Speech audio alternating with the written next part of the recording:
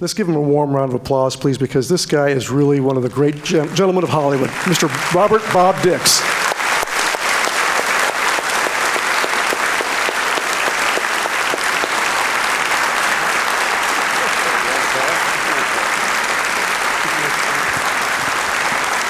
Thank you, ladies and gentlemen. You're most kind. Thank you very much. You know, the actor's life is kind of like science fiction in a lot of ways, somewhat unbelievable. There was, my dad, as a young actor in New York, had been disowned by my grandpa because he had decided to go in the theater. And he was interviewing for a job, you know, and he went up to this producer, and the guy said, "Rich," he said, you're really perfect for the part, except for that nose, that Alkaline nose. But so we've got another guy who's got a little more in the muggy department. It's just a physical thing. I love your work. See you later. So Dad went back down to the bar where he and Zanuck and some of his buddies were hanging out. And some guy, for some unknown reason, spun him around and he says, "Hey, you, Dix." And he went, boom, and he hit him right in the nose. Broke his nose. Dad turned around and ran back up to the guy. He says, "How does it look now?"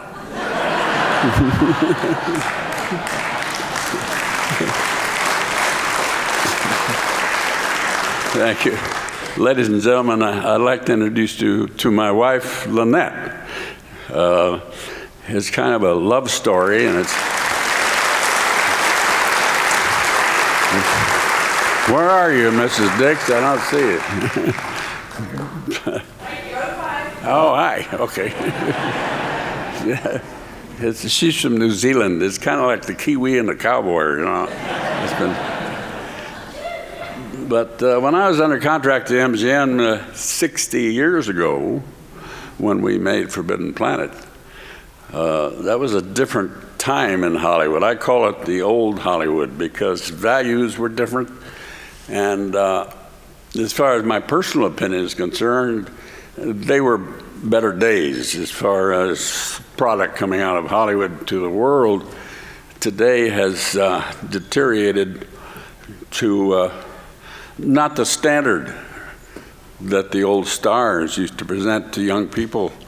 The ladies were a standard for young women to dress and be a lady, and men like Clark Gable and Bogart and the rest of them, John Wayne, they presented an image to guys to what a man is, an American man.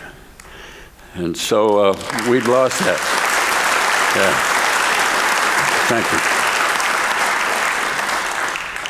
I'll tell you that following a very famous movie star, my father was in the top 10 for over 30 years. And it was in the age of what they call personality actors, with name above title, Richard Dix in over 100 movies. And this is before television, so many of them were silent movies, and some were, he made the transition to talkies because he did have the advantage of theatrical training, which a lot of the early silent stars did not have, you know. Some of them had thick Russian accents, you know, and others had high squeaky voice, which didn't go well with the leading man. So it was a different time, but there were values that I was fortunate enough to be part of. I was influenced by them, the Roy Rogers and by the way, Gene Autry's Cowboy Code of Conduct is still a very good standard to present to any person who wants to know what the American cowboy is about. And it's just fundamentally be a gentleman, you know. It's not, unfortunately, I don't see that so much today. So it's all entertainment, and I have been fortunate to be standing before you at 80 years of age. Starting back when this movie that you're about to see was made, I was a young fella, about 20 years old.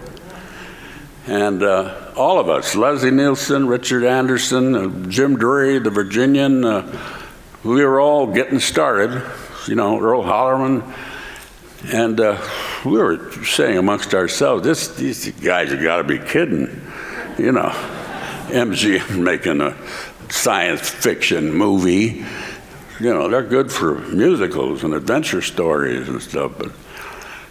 But I think you're going to be very pleased with this classic as it has become, not just because of Robbie the Robot, but he had a lot to do with it. It started the word of mouth, and that's still the best sales tool that a movie can have, that you like it and you tell your friends.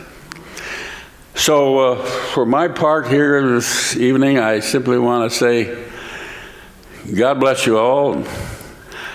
God bless our country, and be entertained, have a good time.